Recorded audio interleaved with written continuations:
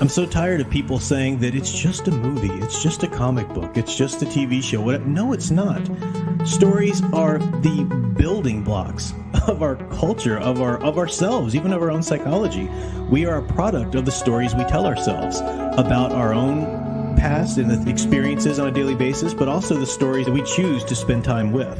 What types of values or feelings or whatever are they promoting? What types that we like to spend our time around? They're going to shape us. They're going to shape our personality and character, and they're going to shape our perception of the world and the acts and behaviors that we put out into the world.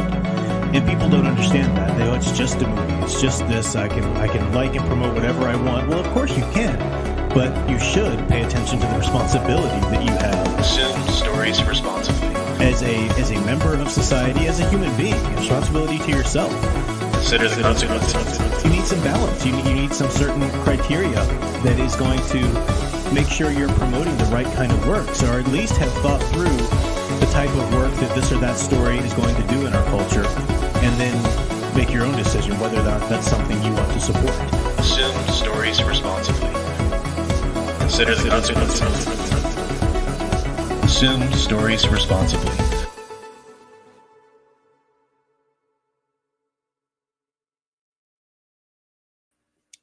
Hello everyone, I'm Professor Geek. Welcome back to the channel, and welcome to another Office Hours live stream.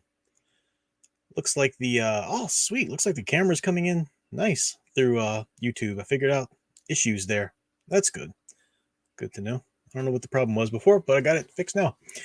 So welcome to everyone. Happy New Year. Hope you are having a wonderful Christmas season, because it is still the Christmas season. We are in the 12 days of Christmas, and getting ready for New Year's Eve tomorrow. Hope you guys have some good plans.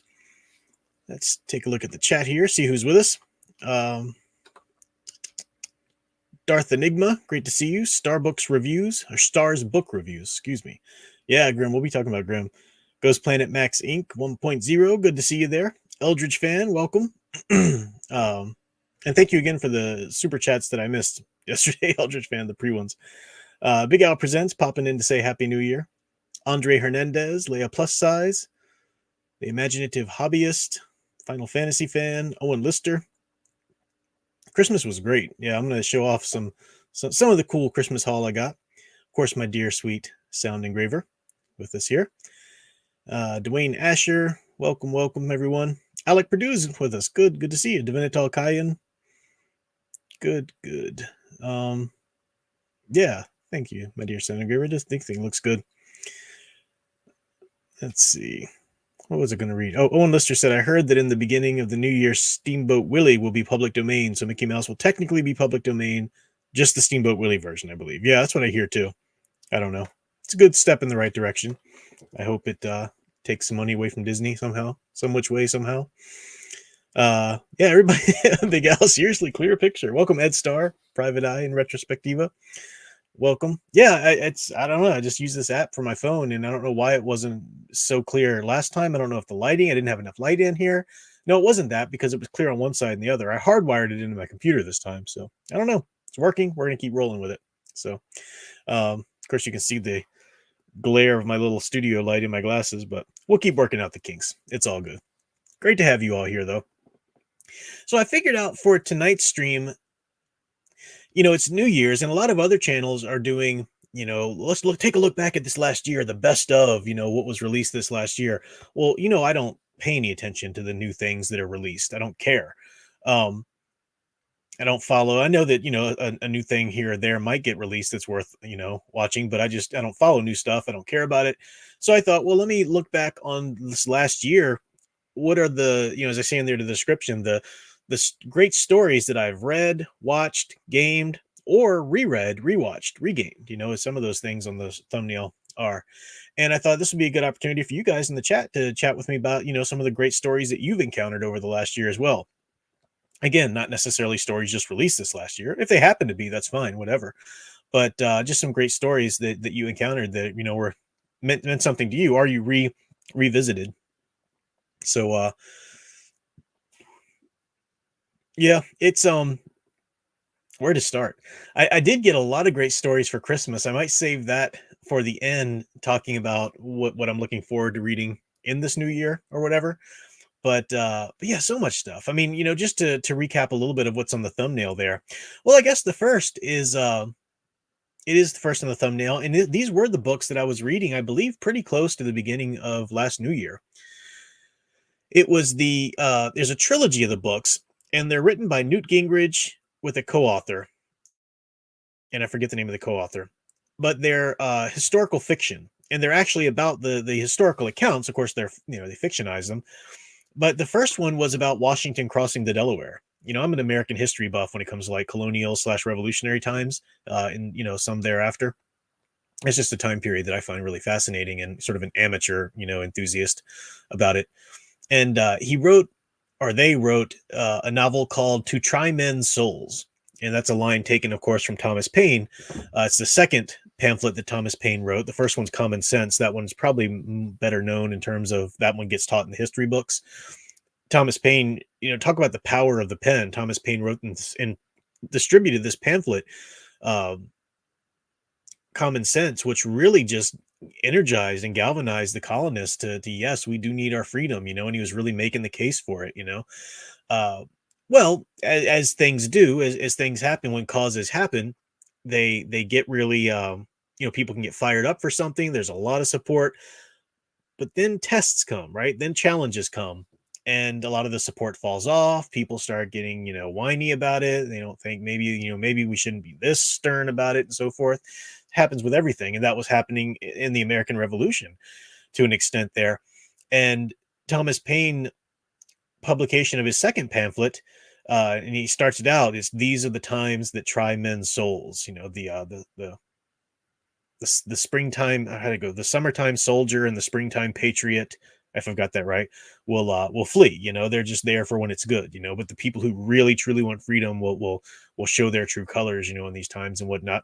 And that second pamphlet really helped to galvanize soldiers and the colonies and whatnot to continue the fight. So the novel "To Try Men's Souls" is taking place right around then, and that coincides with the Christmas night crossing of the Delaware by Washington, which is just so infamous. If you've seen that painting, even if you're not a big American history, student, you've seen that painting of Washington crossing the Delaware, which is so iconic. He's got James Monroe behind him holding the flag. It's not wonderfully historically accurate. All the historians are so eager to pick that out as soon as, we can't just have a good myth. We got to have the historians, taking a dump on it for everyone. But, it's just such a great story. And it really did happen. Washington did cross the Delaware. And, these Hessian soldiers I talked about in my last video when I was talking about the Headless Horseman from the Legend of Sleepy Hollow. It was supposed to be a Hessian soldier.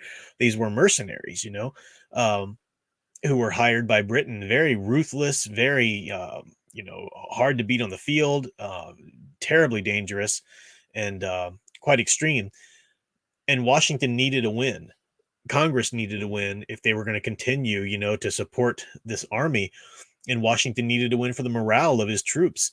And he decided they would go attack a troop of Hessians, no doubt, not just the British, but a troop of Hessians. And they would attack them on Christmas night when they would be most likely drunk anyway. And it was a big deal. I had to cross the Delaware River in the middle of winter. It was a rough winter. These men walking through all these miles of snow, pushing these cannons.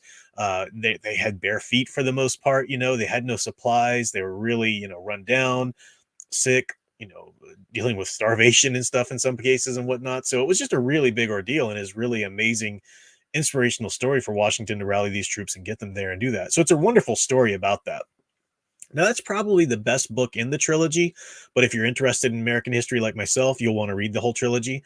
I know Sound Engraver read it after me. Yeah, To Try Men's Souls is wonderful. It's just wonderful. Then there's a Valley Forge novel, and then there's the novel about Yorktown, the surrender of the British to Washington and Rochambeau and whatnot. So really great trilogy of books that I read, and I can't recommend them enough. Even if you're not regularly or normally like a big history person, they're just really good hero novels too. Washington, of course, but then some other characters, that were heroic and whatnot in the novels. Thomas Paine in the first one, and a lot of good stuff. So, really fun novels. I recommend those if you're looking into either you're interested in historical fiction or you just really want a good hero story. Those are great. Can't go wrong with those. apparently his other historical novels, which I haven't read, are like alternate history novels, if I remember correctly. But this one isn't. This one's a fictionalization of the actual events, as they took place. These three. So just a recommendation there. Some great stories I read. See what you guys are saying about it here before I move on.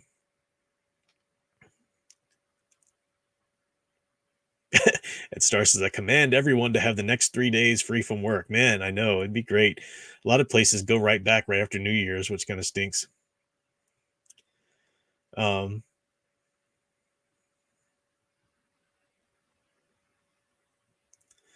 People talking about Steamboat Willie still.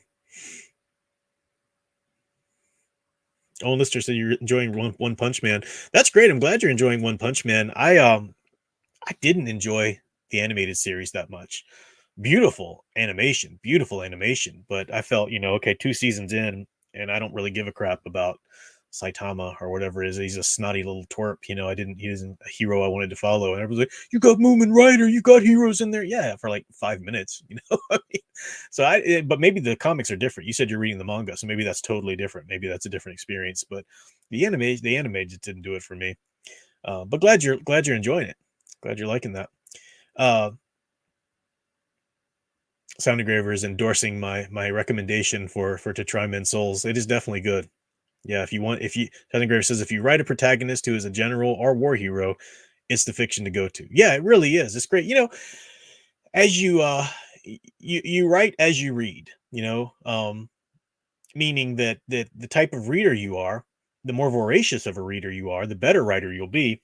But also the type of reading that you do will be reflected in the type of writing that you do. Now, so it is recommended, and you should read thoroughly and read profoundly in the genre or the style or whatever you're wanting to write. Now, some writers, it just depends on your temperament. When you actually get to writing, think, okay, I can't read anything else right now, or I'll start to kind of imitate it or whatever, and that's fine. I mean, that just depends on you. But before you start writing, say, a science fiction novel, you need to have read a large quantity of science fiction, and to know how to bring your own spin on it and to know how to bring your ideas to fruition. It's a big deal there. Moving on to another one. I think Andre Hernandez in the chat said I knew he was going to talk about the Guardians of the Galaxy game, and I am. This game is I won't talk about it as much because I have mentioned it before. It took me by crazy surprise. Released in 2022, made in 2021. A game of this caliber being released in the previous few years has no business being this good, so to speak, right? You would expect it to be woke. You would expect it to just be like a lot of the other garbage new games they're dropping today, because video games are dead. I mean, it's just a dead medium, in terms of the crap quality they're giving us. Not all across the board. I know they're, I bought Sound Engraver a Switch for Christmas, and I know a lot of people swear by a lot of the things delivered, released by Nintendo and whatnot. But this game really took me by surprise. I bought it. Actually, I asked for it for Christmas a few years ago, when we're 2022, whenever it came out. And I hadn't played it yet. And I don't know why I took the gamble on it. I think maybe the news, if I can remember it correctly, I don't know, maybe the news hadn't quite dropped on how bad the Avengers game actually was. Of course, we still had hope that Spider-Man 2 might be decent. It's not, but we had hope that it might be decent at that point, because so much of the first one was good, even though they pushed a lot of crap with Mary Jane and Miles in it. But so I bought it, but then I never played it. Just never played it, and I got around to it this past year, and it just blew me away. So let me just recap it a little bit and say my little piece on it, and then maybe I'll put it out as a little recommendation video for those who don't know about this. But this video game is so good. They're not going to make a sequel. Something about the company Eidos, I can never pronounce that name right. Square Enix, of course, is there, but it doesn't follow the movie. Okay, so it's not like the Telltale game, which pretty much followed the movie. This is more the characters from the comics, although I think it takes the best of the movie and the comics and kind of amalgamates them together, and it does a great job. So there's no Gamora Star-Lord love interest. That's not there. It's very much situated in the Marvel universe because you can, find files on like Richard Rider, the original Great Nova. You can find, a lot of Easter eggs and links to other things in the Marvel universe, but it's set out in the Guardians of the Galaxy part of the universe with nowhere and so forth. So it's not, in the Nova Corps section. So it's not, tied with Earth or the Avengers or anything like that. The voice acting is incredible. The graphics are incredible. It's gotten to the point now, I've been replaying it, and Sound Engraver's been watching it recently because I played through it once and just blew my mind. So I've been trying to replay it, and Sound Engraver's been watching me play through it, and she's just blown away. In fact, she feels like it's just watching a movie. She doesn't even feel like I'm playing a game. It's just watching a movie to her. And I told her, because we both love those first two Guardians of the Galaxy movies so much. And I told her before she started watching me play this game, I said, this characterization of the Guardians is going to kind of replace how you think of the Guardians of the Galaxy characters in your mind. When you think Star-Lord, you're going to think this Star-Lord, not the one from the movie. And she was a little dubious about that, but she said, yeah, it's totally true. These characterizations are just, and not that, like I said, I love the first two films, but these characterizations just go so much deeper and they're so much more personable. And you can spend more time with them in a game than say just a 2-hour movie. You sit and, the narrative has to just kind of move right through. You take breaks with this and spend more of your life on a video game. But you really delve into Peter's past. You delve into all of the team's past. You get the team coalescing as a family, which is a great dynamic. The movie's really, it was really mostly about Peter and his psychology, and you are playing Peter Quill in this game, but you really get a lot more of the other characters and their own unique pasts and what baggage they're bringing to the team. And you get the family dynamic. I mean, you want to write a family well, play the Guardians of the Galaxy game. That is, talk about a family written so incredibly well, overcoming differences, and the gameplay is phenomenal. It's so much fun to play. Like I said, the character designs are great. The only, if I had to make a critique of it, I think some of the bonuses, like the character costumes that you can unlock, all come from like the most recent comics, and they're not all that special. Every now and then there's an alternate costume that's kind of cool, like, unlocking Peter Quill or finding Peter Quill's costume that's still him as a boy with the mullet, the little 80s rocker as an adult. Yeah, that's fun to see or something, but I think they could have done a lot better with a lot of the alternate costumes, but that's nothing. That's like the only critique I can think of. Mantis is so much better in this game than she is in the film. And I liked her in the film fine, but this is like more of a comic book accurate Mantis, and such a great character. It's just wonderful. I can't recommend it enough. I've talked about it a lot before. I'll stop gushing about it now, but I just wanted to have my say about it and have its little spot in here when I'm talking about some of the great stories I've encountered this past year. Popping into the chat here to see, just popping in occasionally to see what kind of stories you guys have been reading. Oh, nice. Andre Hernandez says, thanks to you, I watched Scrooged for the first time for Christmas. Funny movie with a lot of heart. Would you say that is how you adapt a timeless story for modern audiences times? Yeah, absolutely. I mean, it took the formula of Scrooge. It even was somewhat meta in that Xavier Cross, Bill Murray's character, Francis Xavier Cross, is and what a great name too. Scrooge was such a great name for the character of Scrooge because it sounds, it's come to be synonymous with the stingy person, oh, you're such a Scrooge, but it sounds like twisted. It sounds scrunched, it just sounds like a gnarled old man, you Scrooge, and that was the invention of the name, the word. And so what do you do when you're going to tell a story like Scrooge, like Richard Donner's Scrooge with Bill Murray? You tell that in a universe in which The Christmas Carol is an accepted story.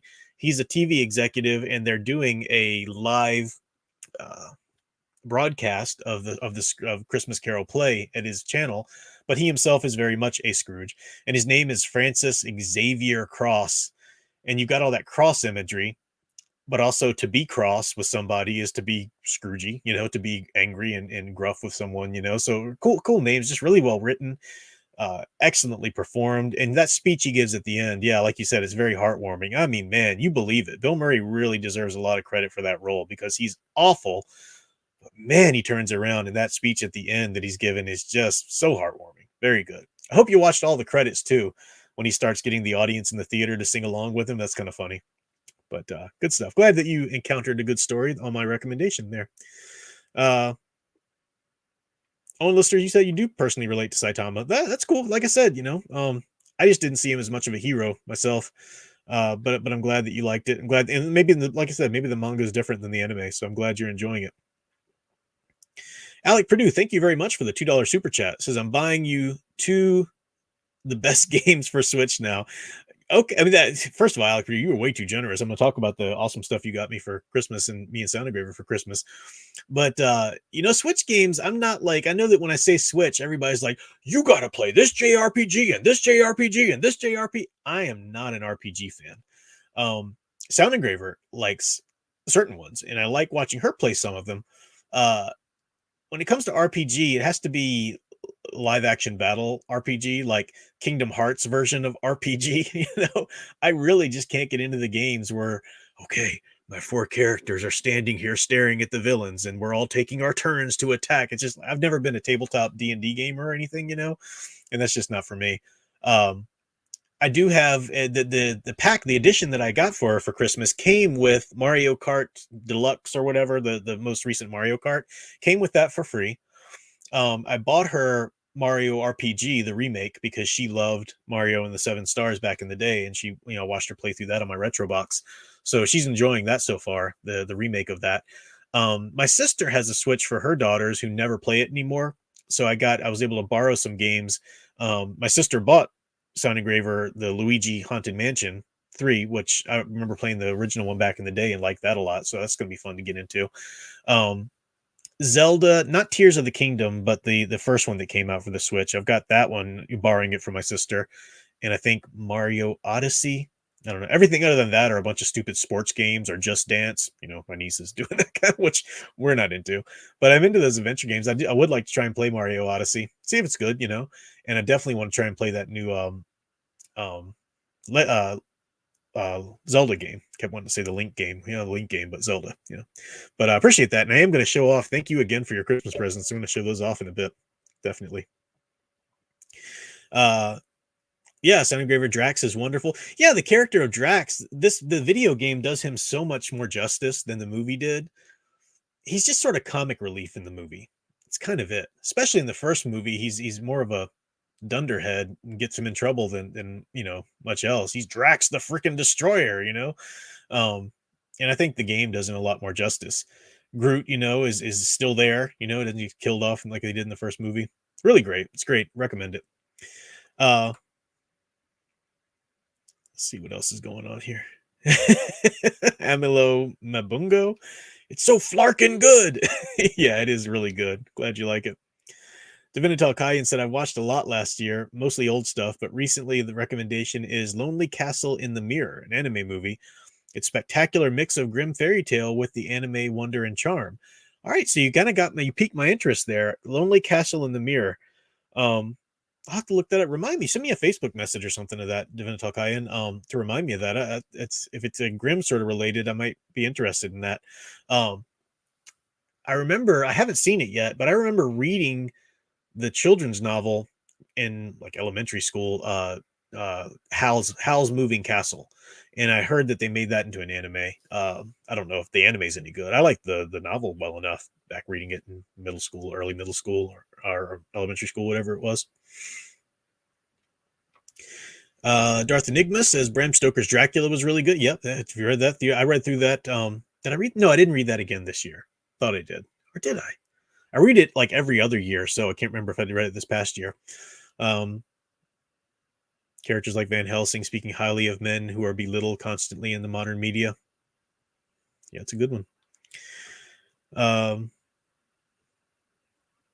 Yeah, I'm glad you caught that credit scene there, Andre. It's good. That's good. Breath of the Wild. Thank you, Alec Purdue. Yeah, that's Breath of the Wild. That's the one that I'll be playing somewhat shortly. I do have that on loan from my sister. So, yeah. Oh, what's next? What did I have on the thumbnail? I should at least cover those if I forget other things. Grimm. Yeah, let's talk about Grimm. Okay, so I talked about Sleepy Hollow, the show Sleepy Hollow. I talked about watching that previously. so horribly written. So many wonderful ideas, but so horribly written. You got Kurtzman as a producer, so what do you expect? But the performances were enough just to watch it. I mean, Tom Mison as Ichabod Crane, I love it, and I stuck through it to the end because it was kind of part of my Sleepy Hollow scholarship. You know, that's one of the stories that I really study a lot. You know, with my own scholarship and teach, you know, and whatnot. So I stuck through it all. I'm glad I watched it all. There's a lot of good things in it, but just overall the writing's a mess. They don't let anything breathe. They don't let anything develop, and I think that's really from the producers top down, meddling and whatnot. But I don't remember who it was in here that mentioned it, but I'd always heard of the show Grimm, which I think started slightly before. I think Grimm started in 2011 and ran for like 6 seasons. Um, so I started watching that after Sleepy Hollow, wanting hopefully a better experience. And man, it's amazing. I'm right at the end of season 2 right now, so don't, no spoilers. I did pick up. See, when I get into a show, I get into all the movie related media and whatnot. So I picked up for Christmas. Actually, I'd asked for it. Well, actually, I bought this on my own. The Mythology of Grimm, which is it's well done. It really goes into it. This was written after the first 2 seasons, so it really goes in to specifics about what fairy tale, you know, inspired each episode. The writing is so smart in that show. They really do draw a lot of the things from the Grimm fairy tales, but at the same time developing their own universe and whatnot. It's good stuff. But I picked up I got a bunch of books down here to show. Picked up a tie-in novel. But there are two, and I think there are more than this, but there are 2 volumes of the comics. And Dynamite released them, and they're written by the writers of the show, the creators of the show. So it's not like, you know, sometimes you get tie-in comics for a series, and it's you know, it's some of the typical modern comics putting their ridiculous little OMG so random spin on a show, and it's just crap. This isn't that at all. This is the writers of the show, and man, it's good stuff. It's good stuff. A little bit of volume 2 here that I haven't totally read yet, but the art's really great too and stuff. So I read part 1. I read that takes place in between, I think, season 2 and season 3. So good stuff. Good stuff there. The show is, you know, again, I've only watched through the season 2, so I've got like 3-4 seasons left, whatever it is. So I can't really say the show is great or the show runs into some problems yet. You know, I don't know. I can't really give a full recommendation until I've watched the whole thing. But the first 2 seasons, if you're looking for some good writing, check those out at least. The character of Monroe, Silas Weir Mitchell, you've seen him in a lot of things. He's an actor that you see a lot. I remember most prominent in my memory is seeing him as as the character in My Name Is Earl, the crazy eyes Eddie, I think his name was, or something. The one who found Jesus in prison. He's got a tattoo of Jesus on his chest and everything. Great character. Enjoyed him in that show. And I've enjoyed other things he's done too. But he plays Monroe, who's a Blutbad, which is a big bad wolf, basically. It's like you know, the Grimm's basis is that all of these races of monsters or people or whatever from the fairy tales do actually live, are actually part of us. And Grimm's are the ones who can actually see them, you know, at times and whatnot. And in the history in the past have hunted them and so forth. But this Grimm that you're following in the show is actually a cop, so he's trying to do things justly, you know, protecting those innocent, you know, Grimm or not, you know, fairy tale people or not, or whatever. But it's really great. And Silas Weir Mitchell plays a great character, that Blutbad character, sort of a gentle giant. He's a werewolf that is trying not to eat people, you know, trying not to be a hunter and everything like that. So he does his Pilates, his yoga and stuff, and that helps him kind of keep his cool and keep control. What a great character. I always like when I'm reading a story or watching a story or whatever, when you got those characters that just really stand out as characters that are so endearing. And I think everybody I've talked to who's watched Grimm really, really likes his character. And there are so many other great characters on there. Juliet, the love interest, is played by Elizabeth Tulloch, who you might know as Lois Lane from Superman and Lois. That's not a show about Superman at all. It's a horrible show. She was going by Bitsy Tulloch when she did this. She's a fine actress, but her character is written in this way that a lot of now again, I'm only at the end of season 2, and she's coming around a little bit at the end of season 2, so maybe she'll be fine, you know, later seasons. But there's the tendency for modern shows to write, if you have a character who's a love interest, modern writers, they have so much anxiety over this because of all this garbage feminist, rhetoric and stuff. They don't let a love interest just be a love interest. That's okay. A love interest can just be a love interest, and you can flesh them out a little bit here and there. But they always take, if a character is just like the love interest, they feel like they have to go overboard and really give her all these layers and depth and all this interesting stuff to do. Um, and she just, I mean, pardon my French, but she's just a flat out bitch for a large portion of the show, the character, and once they try and move her away from that love interest thing, and things happen to her, you can maybe defend this or that. Again, I'm only at the end of season 2. She might be coming out of it right now, so it might be all fine. I'm not really critiquing the show. I'm just saying I see something, however they're going to develop it. I see something here that I see a problem in a lot of other shows. Karen Page in Daredevil, that was an example, right? Just let her be the love interest. We didn't need a whole episode devoted to her backstory. That was ridiculous. That was the most boring thing ever. Come on, it's a Daredevil show. I want to get back to Daredevil, not watch her traumatic past. A whole freaking episode of that. I just don't understand what I do understand why they do that. They do that because they're so terrified that someone's going to accuse them of being misogynistic in their writing. And look, in Grimm, for example, you've got Rosalie, who's a character who's a Fushbao. She's like a fox-like being. She's very interesting and well written. She's not a jerk. She's great. She ends up being sort of a love interest there with Monroe. But she's written well from the start because she's already somebody with a power or an interesting aspect to her. She's not just a love interest. Her and Monroe look like they're developing a romance there, but she wasn't brought on to be his love interest, at least not in the case of the narrative there. So she's already got something interesting about her, so they're able to write her well. But you got a character like Juliet, who's just the fiance or girlfriend of the Grimm. And it's like, oh no, ring in our hands. We got to do something special or interesting with her. Or people will say that we're just doing, or we're misogynistic in our writing. No, it's okay for love interest to just be the love interest. Let them do that. But Grimm, great show so far. Do recommend it. Maybe this little critique I have of the Juliet character will be for naught. I don't know. I'm at the end of season 2, so we'll see. Going back to the chat there, I got a super chat from Owen Lister. Thank you so much, Owen Lister. That's very generous of you. You say, here's my top 3 manga series I finished. Dragon Ball. Now, I'd be interested before I read the rest of your chat to know, are these just the top 3 mangas of all time? Are these the top 3 mangas you finished in this last year? And if so, did you just read them the first time last year or did you rewatch them? Because I'm going to get to the next one I'm going to talk about on my list is a rewatch for me, or reread in your case there. Here's my top list of 3 manga series I finished: Dragon Ball, Dragon Ball Z, and No Guns Life. Really enjoyed Dragon Ball and Dragon Ball Z, though I think Dragon Ball is slightly better than Z. No Guns Life is a great noir. Oh, that's cool. I do like noir. I do like good film noir. So No Guns Life sounds interesting there. All I know of Dragon Ball or Dragon Ball Z is just the anime. Never watched it, but didn't even know, to be honest, I didn't even know there was a difference between Dragon Ball and Dragon Ball Z. That's how out of the loop I am on that. A lot of people tell me, oh, but Goku is such a great aspirational hero or whatever. It's not out of the realm of possibility for me to watch it one day. It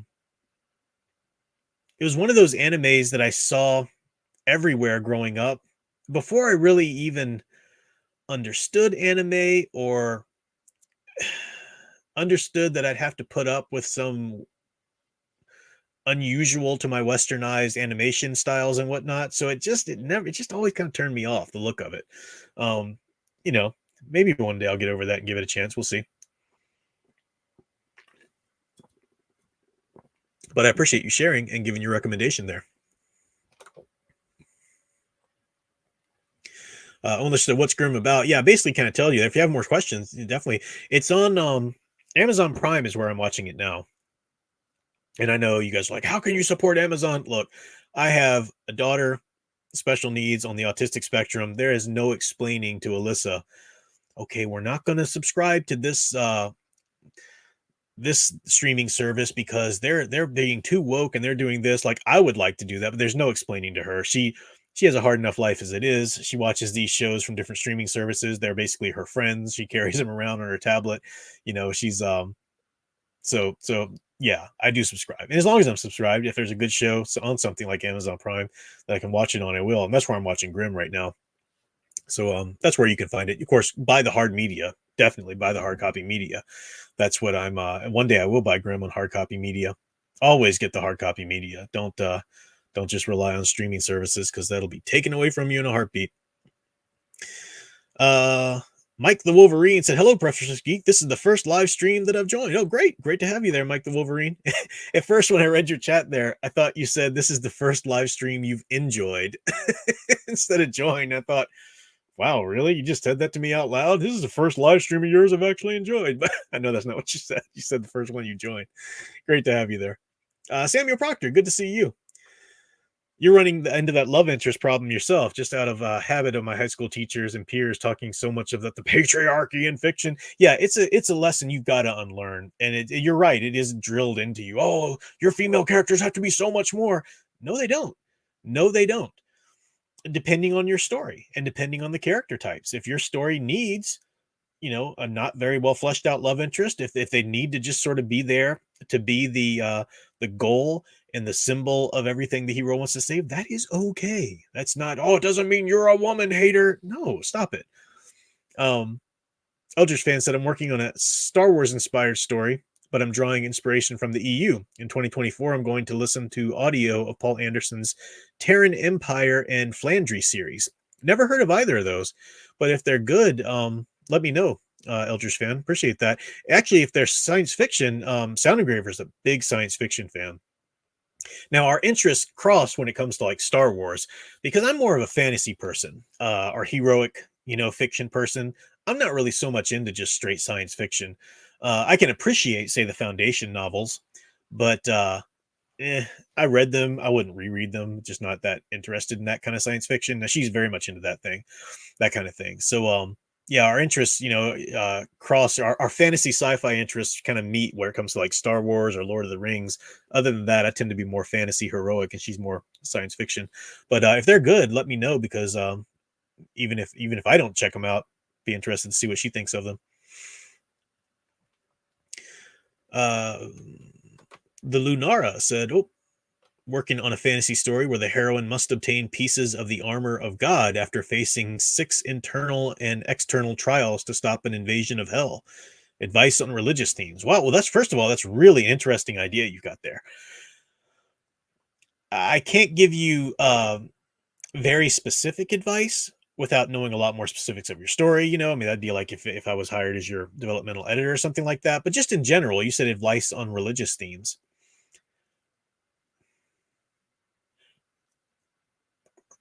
Keep in, and this is just very general advice, right? I don't know how applicable it's going to be to you or not, but whenever you're writing religious themes, especially if you happen to be like, let's say you are a Christian and you're writing and you want to keep, the values straight, when you're dealing with religious themes, realize that it's fiction, and that you don't have to keep your fiction doesn't have to be theologically perfect, right? You're writing, and whether or not you're Christian or not, just that you can pull what you want for your story from theology. You're writing fiction. It's kind of a given that you're not writing, the theologically correct, this and that. That's how a lot of Christian fiction, for example, just goes stale, and ends up being just excuses to have a teaching lesson or whatever. But that doesn't mean you can't use religious themes, and religious themes are rampant in some of the greatest fiction out there. So, you're dealing with actual places like heaven and hell. It sounds like from your idea, actual things like the armor of God, which I guess maybe you're taking from Ephesians, like the listed, the helmet of salvation, the shield of faith, and so forth. Which is great. That's great stuff to take. So, I guess my advice would be make sure that your story world is coherent and has integrity. Don't worry so much about, I mean, there's a difference between not being theologically precise and being blasphemous, or something like that. I mean, yeah, I'm not saying, if you are, let's say if you are a Christian and you're writing that, I mean, yeah, you don't have to go write about how actually Satan's really God. And yeah, I mean, obviously you don't have to go that far, but I'm just saying you don't have to worry about making sure everything is perfect, or whatever in terms to religious themes. Let the religious themes serve your story, and let your story, by being true to itself, get across any values organically that you might want to get across. That's just some advice on that.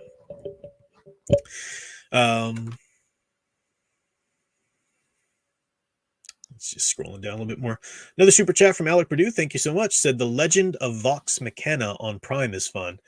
Never heard of that. Vox Machina sounds familiar. So maybe I have, maybe someone's talked, maybe you've talked about it before. I'm guessing it's an anime because I know you, Alec Purdue. Interesting. I'll keep that in mind. Yeah, Stars Book Review says, love Monroe and Rosalie. Their dynamic is sweet. A big problem with Grimm was big long-term plot points will get brought up, then left alone for long periods of time. Still love it. Now, I don't know what you mean because I'm only at the end of season 2, so I don't quite want to know what you mean just yet. I want to get through it myself. But I don't mind if plot points are set aside for a while and then come back later, if it makes sense in the story universe. If it kind of makes sense that thing that happened had to set aside to germinate for a while. I'd be okay with that. But I don't know exactly what you mean, and I also don't want you to really explain it yet because I don't want spoilers. So we'll talk later. Gentle Savage said, "Have you ever watched Percy Jackson or American Gods? If so, what are your thoughts on them and how they interpret different mythologies?" I haven't watched either. I've read American Gods, the novel by Neil Gaiman, and I thought that was wonderful. Really great interpretation. I mean, the basic premise of American Gods was, what if you had all these old gods from the old world, from old mythologies, Zeus and all these kind of gods and whatnot. What if you pitted them against the gods of the modern age, which are cell phone, television, that kind of stuff? Wonderful concept. And I think the book, if you're interested in that kind of thing, was really well done. I even really enjoyed Anansi Boys, which was the sequel to that. Really good book. Have not watched the series, partly because I enjoyed the book so much, and I don't really trust a series like that being done in today's world. I don't even really trust Neil Gaiman so much anymore because he's become quite the virtue signaler himself. I haven't seen any of that in his writing, but I haven't really read any of his recent writing. I think the last thing I read of him was what was it called? The Ocean at the End of the Lane, which I enjoyed. So I haven't read anything since then for him. But Percy Jackson, I love the concept of. I've never watched the theatrical movies. I think there's a series now being made. I know it kind of jumped on the Harry Potter sort of bandwagon. I think it's like Poseidon's half son or something like that growing up. So really cool concept. And I like that. Anything that plays with mythology, I'm going to have somewhat interest in. But I haven't watched that. You can tell me what you think, though, Gentle Savage. Appreciate that. Scrolling down a little bit. I think I got another super chat there from Eldritch Fan. Thank you, sir. Said, I've already read some Flandry stories. Imagine, you've already read the author you mentioned. An Irish James Bond in space, defending a crumbling Terran empire against a psychic alien Fu Manchu. Dang, dude. You know how to sell a story. That sounds pretty awesome. An Irish James Bond in space, defending a crumbling Terran empire against a psychic alien Fu Manchu. That sounds freaking awesome. Flandry. Okay. I'll have to look that up. That sounds pretty cool. Sounds pretty cool. AL said you read Percy Jackson, but the movies aren't good. So the stories are good. The books are good, I guess, what you're saying there, AL. Thanks for clarifying that. I've heard that from some other people too. Again, never having read or watched them, I don't know. But I have heard that sentiment from some other people too. Andre said, will you make a review of Naruto when you finish the series? I'm curious of your thoughts so far. Yeah, I'm so enjoying it, and I'm just taking my time. Now, I did mention a little bit this last year. I'm trying to watch the movies in order when they come into the series as well. And I've watched Will of Fire. That movie freaking blew me away. Naruto Will of Fire. First of all, it's the best Naruto movie made that I've watched up to that point. I haven't watched anything after that, chronologically speaking. But man, what a wonderful... that movie makes the most of Naruto as an aspirational hero who's not a paragon. He's an aspirational trickster, which is very rare in stories, believe it or not. And what I loved about Will of Fire, too, is that I think you could never have watched the series before. As long as someone was there to explain a couple things to you, you could still enjoy the movie. But it really let each character have their own little place to shine. It was about Naruto and his his love for and relationship with Kakashi Sensei and everything, his admiration for his mentor. And even Kakashi Sensei, his background he has with the villain and so forth, it's just wonderful. I can't say enough great things about Will of Fire. I don't know if you'd like it if you don't like Naruto. I'm not saying that'll sell you on the story, but man, that was such a great story. One of these days, yeah, I'll keep talking about it as I get through it. I've just been going very slow because I just love always having it around. Same thing with My Hero Academia. Been going through that very slowly because I love having it around. I hate to get to the point where I'm just done and have no more of it. I mean, that'll happen eventually and whatever, it happens. But I'm enjoying it. I'm enjoying it a lot. Yeah, Fazzocho said the Percy Jackson movies changed everything from the books. Okay, yes, that seems to be the consensus. Samuel Proctor says, "Do not watch the movies."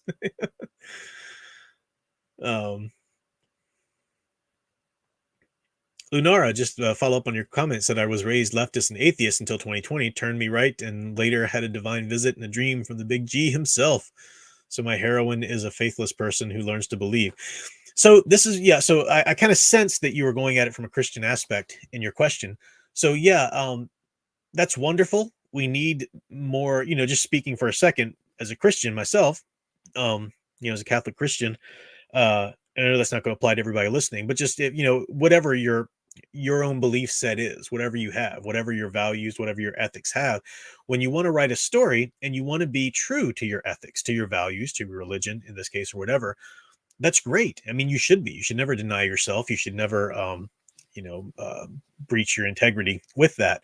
But you always want to make sure that you're, I'm going to say this in the right way. I don't want it to come across wrongly. Using Christianity as an example, and again, you can apply whatever your value system is to this. Your belief system should permeate everything you do. You shouldn't sit down in a chair and say, okay, I'm going to write this story as a Christian. No, write that story as a writer first. Because if you're truly a Christian or whatever your belief system is, it will be there. It'll permeate it. But that's how bad Christian movies are made, they're propaganda, they're just as poorly written as a lot of the woke stuff because they're written to get a message across, not to tell a story. If the story's good, if the story's given its due, then organically it will have its own values and messages and so forth, But yeah, and I'm not saying you're doing that, Lenora. I'm just, extending my advice there. Let me get across another talk about the last one in the thumbnail there, and then I'll get back to the comments of those of you who are talk about the stories you read and so forth, and your questions here a little bit more, because I usually go for about an hour with these. The last one I had in the thumbnail there is Stargate SG-1. Now this is a rewatch for me. I've been watching it with Sound Engraver. It's a first watch for her. So first of all, let me say we are only we've just started season 5. We're like 5 episodes into season 5. So as well as I do, those of you who watch the whole series, a lot happens, lots of things happen. No spoilers because Sound Engraver's here in the chat with us. So don't say anything that hasn't happened before season 5, if you're going to talk about the series. That series, I started watching it when it was on air. It's late 90s it started, and it ran, for 9 or 10 years, 9 years, I think, 9 seasons, and then 2 movies. And then not to mention, Stargate Atlantis, which was a fine spinoff that ran for 4 seasons, I think. Just the writing, it really was lightning in a bottle on that show. The writing was so good, and you've got Brad Wright and Robert C. Cooper to thank for that, but I don't necessarily like the other things they've done, other sci-fi shows they've done. They're still good writers, but there was just something about that. First of all, the idea of it, taking that great movie and developing it into a series. It's a great concept, from Cherry to the Gods and whatnot. This concept is great. And this concept of, the ancient astronaut theory is kind of, very seminal to science fiction anyway. It's not the foundation of every science fiction story, obviously, but it's just very foundational to the idea of science fiction. You see it, and you see variations of that theory in a lot of science fiction. But what was so well done about Stargate SG-1 is the team, the characters. And I remember, watching like behind this, our special features on DVDs and stuff when I was collecting them back in the day. And I remember one of the writers, maybe it was Robert C. Cooper or maybe Brad Wright, I don't know, but saying, the key to this is writing characters that people want to invite back into their living room every week, are eager to spend time with. I don't understand why modern writers don't understand this. Don't realize that this is key. If you're not writing characters that people want to spend time with, what are you doing? You're not writing anything. You're not writing anything with rewatchability or rereadability. The modern ideologues are writing characters to be poster children for their ideologies. That's how you get like a Captain Marvel. And I mean, who would want to spend time with Carol Danvers as she's written in those? No one. She's a garbage character. She's a horrible person. You wouldn't have fun hanging out with a person like that. But people who claim to be fans of the movies, will pretend that they like it because, again, she's a poster child for their ideology. She's a mouthpiece for it or a symbol for it. But they really wouldn't want to spend time with her. She's awful. And so you create real characters that you really want to spend time with. And Stargate SG-1 just did that so perfectly, with that core team. And that's all we're going to talk about now. Again, so no spoilers past season 4, let's say, because we're just in season 5. But first of all, the core team, the Epic Four, it's the Mythic Four that I've talked about, that archetype of the four. You've got your earth, fire, water, and wind characters there, the symbols of them.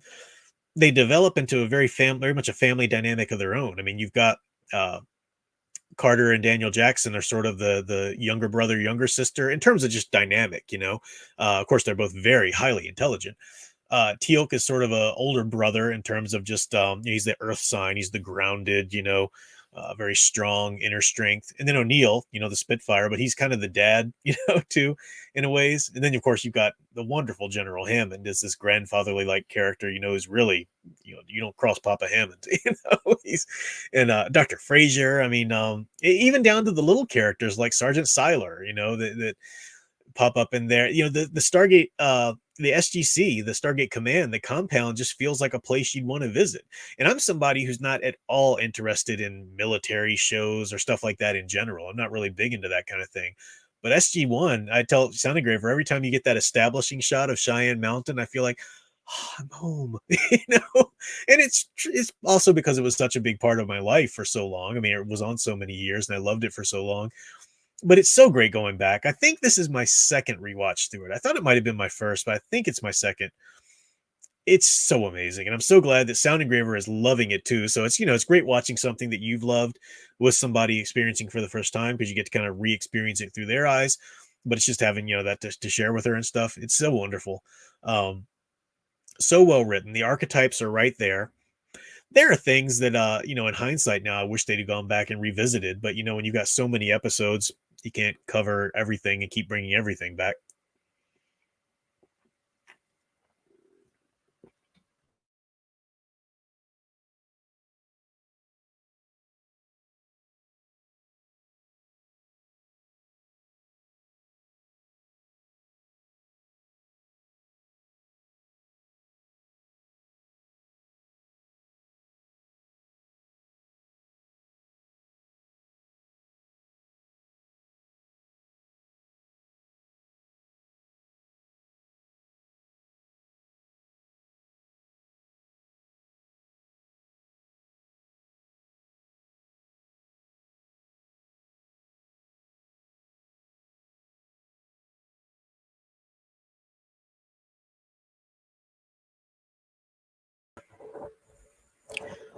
Let's see if you can hear me now.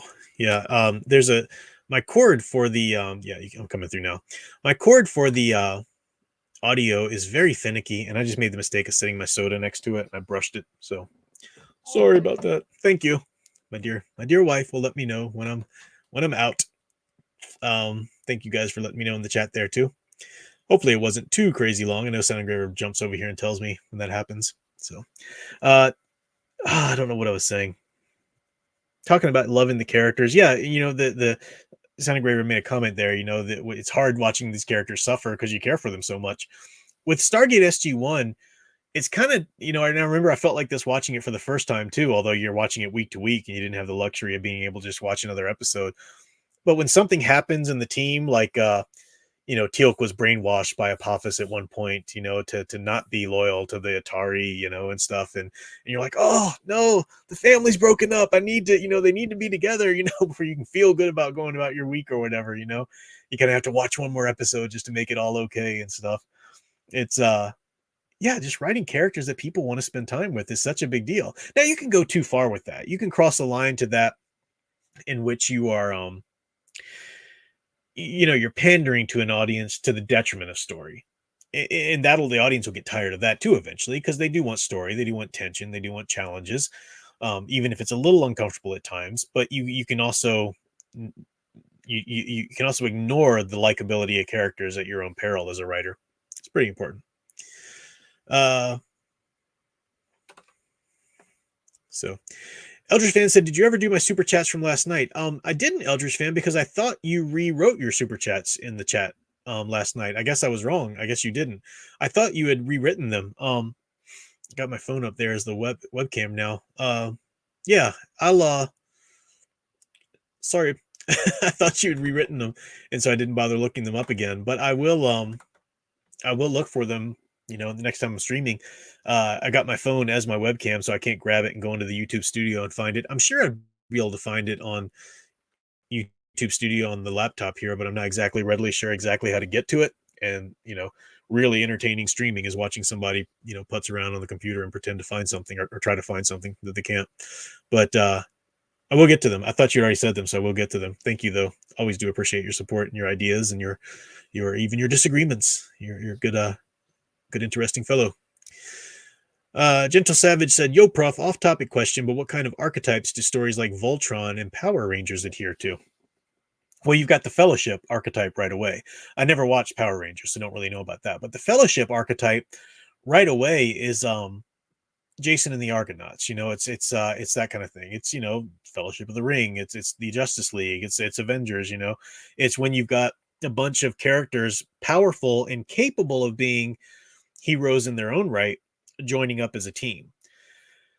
So Voltron, for example, because I used to watch that cartoon as a child, each of those characters has their own, I don't remember all the ins and outs of it, but each of those characters has their own abilities, skills, piloting the mechanical, panthers or whatever they are, tigers, lions, whatever those things are. They've got a certain level of power there already. But, Voltron's a great example of the power of coming together, because literally as they all merge together, they become the big robot Voltron. So the Fellowship is the first archetype. Now, within the Fellowship, you can have so many different variations. You can have the Mythic Four. You can have a Trinity. You can go up to 5. Now, anything you go over 4 in terms of a Fellowship, you're going to find that you really still don't go over Earth, Wind, Fire, and Water in terms of the symbols of the characters. Guardians of the Galaxy, for example, you've got certain characters that kind of mesh together and become sort of the Earth signs. At any given, like Agents of S.H.I.E.L.D., we used to, Sonic Graver and I watched through that, and got a big team there, which is great.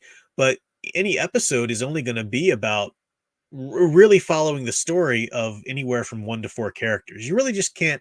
It's fine to have a big team. Justice League's a team over 4, but you really can't tell a good story if you're going to try to divide up the readers or viewers' focus any more than with 4. So you can still write a big team. Joss Whedon's great at writing teams, all the way back from Buffy to Angel to Serenity, Firefly, into the movies he's done. But if you'll notice, he writes those big teams, but he focuses on certain characters at a time, and you have to kind of give that to the readers. So the Fellowship is the archetype you're looking for. I should do more on that, but thanks for the question there.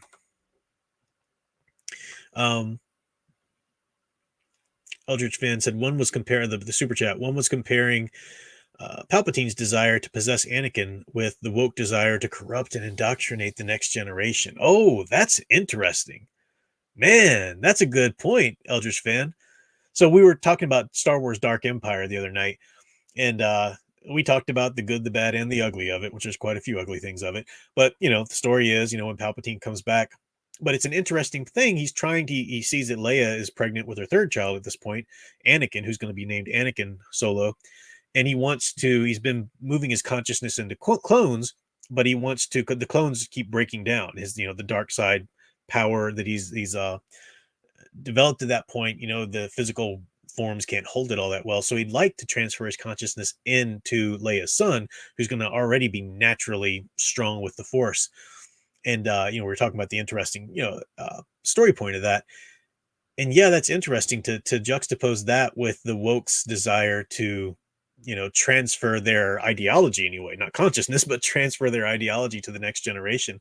That I have to think about that some more, but that's a really good comparison that bears thinking about.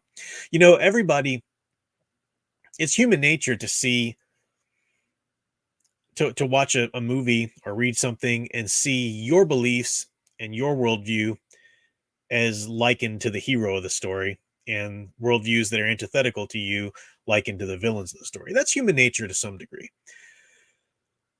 But a lot of these, things like Star Wars, for example, as much as, even George Lucas at a time was trying to like paint the dark side, like George W. Bush or whatever, stuff like that. It just doesn't work logically. What works a lot more logically is the Emperor trying to control everything down to what people think. Yeah, and that who does that sound like today? Well, that sounds like the thought police, the woke brigade, the fake news police, and all that kind of stuff. So yeah, it's interesting. It bears thinking about. That's a good idea, Samuel Proctor. Have you ever thought of making charts for your archetypes and sub-archetypes? That's a really good idea. Now, in a couple weeks from now, the first episode of my podcast for my members on the channel is going to drop, going through the heroic archetypes more in depth. We're going to do one episode a month, and the first one's going to be sort of an intro, laying the groundwork for it. Maybe I'll make charts part of that, as I go through, kind of create some charts. That's a really good idea. That would help a lot of people. Good idea. Thanks for bringing that up, Samuel Proctor.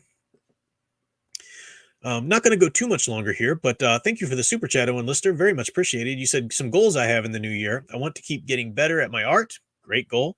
Be a better writer. Excellent goal. Tell stories, lose more weight, get my driver's license, and be more a man of God. Hey, all wonderful, worthy goals. But you mentioned the new year, and I'm glad you did, because one thing that I don't want to stop the stream before I cover is some of the great gifts I received for Christmas that are going to be on my reading list for this year. Reading / viewing / playing or whatever. I've mentioned this before, but Big Al, my buddy Big Al, for Christmas got me the Birdman, Hanna-Barbera, the Birdman, and the Galaxy Trio. That was the other little cartoon that was coupled with this. I think this completes my Hanna-Barbera collection on hard copy. I've got, and Al's given me most of them, Herculoid, Space Ghost, Johnny Quest, Thundar the Barbarian, even though that's not Hanna-Barbera. A lot of good stuff there, but that's good. Appreciate that. Alec Purdue, man, talk about someone hooking me up. First of all, this isn't a story related, or it's not a book or a movie, but man, thank you, Alec Purdue. I really like the new Monsterverse movies. He got me Kong from Godzilla versus Kong, or King Kong versus Godzilla, or whatever. Haven't even opened it up yet because I don't want to. They don't have a place to put it just yet, and I want to make sure it's nice and everything. But really cool. You got him with the axe that he has, in the movie and stuff. So that's, man, freaking amazing. Thank you for that. But he also hooked us up with some great behind the scene books. There's Beyond Halloween Town, Nightmare Before Christmas, but this really sweet copy of Superman comics. I think I have a lot of these in other collections here and there, but I don't have this collection, which I'm so happy about. Nice hardcover. It's Superman the War Years, so during the 40s, during World War II, and it's all in color too. What a great edition. So this is definitely on the reading list for the year. Thank you very much, Alec Purdue, for those gifts there. Fanman sent me some really cool stuff. One of the readings that he sent me that I'm going to do is pretty cool. TMNT. I didn't even know this was a thing. It's a comic. It's a graphic novel of 4 of the lost episodes of the 80s cartoon. So I know IDW does theirs, but this is the actual comics in the 80s comic universe. It's like 4 lost episodes or something, a 4-story arc. Really good. I'm seriously excited to jump into this. I mean, it's all of the character designs and everything is right from the cartoon. So I'm excited about that, getting into that. And thank you again to Fanman for that. Speaking of Ninja Turtles, though, and I have my sister to thank for this. Volume 1 of the IDW Teenage Mutant Ninja Turtles. So, I don't know. Looking forward to jumping into this. All color, as it is. I've heard good things about this. So, and I think this is the right edition to start with. If not, you guys can let me know. But yeah, this is part 1. Big, thick hardcover. So, excited to jump into that too. I know what I want to share what my dear sound engraver got me for Christmas here last. I think that's the next thing to do. This, I have the best wife ever. Wow. My dear sound engraver, my dear wife. Let me open it here. It's in a plastic. I kept it in a plastic bag here so it would stay nice. 2 graphic novels. I don't have these graphic novels. I've read portions. I've read, some of the stories in issue form. Batgirl Year 1 and The Dark Knight Detective. This is volume 8. It's a great big series by Chuck Dixon, signed by the great freaking Chuck Dixon. Isn't that awesome? Signed by him. I saw him pitching these on his social media. He had an eBay store, and he was selling some of these, and mentioned it, sound engraver, and she got it for me. Just wonderful. Look at that. The real deal Tim Drake Batman, the way they're supposed to look. Oh, so good. Such a great volume. Now I am going to have to pick up the trades for the first parts of this and read those through first, just to make sure I'm getting the whole story, because I read them when they came out back in the day, but rereading wise, this will be fun. But Chuck Dixon included, because I guess this is just part of the package or whatever. He wrote a little, or he drew a little sketch of Batman and signed that as well. I'm like, dang, the great Chuck Dixon, my favorite. He and Paul Dini have got to be my favorite Batman writers. Just great stuff. So really psyched to get into that too. As you see, I've got a lot of good reading / viewing to get to this year. So wanted to thank all of you for that. And looks like I got one more super chat here to cover. Andre Hernandez, thank you so much. Said, thanks to you, I gave the EU a try. Love it. And it's way better than Disney canon. Agreed. I finished reading the KOTOR comics, and Zane Carrick might be one of my favorite Star Wars characters of all time. You and me both, my friend.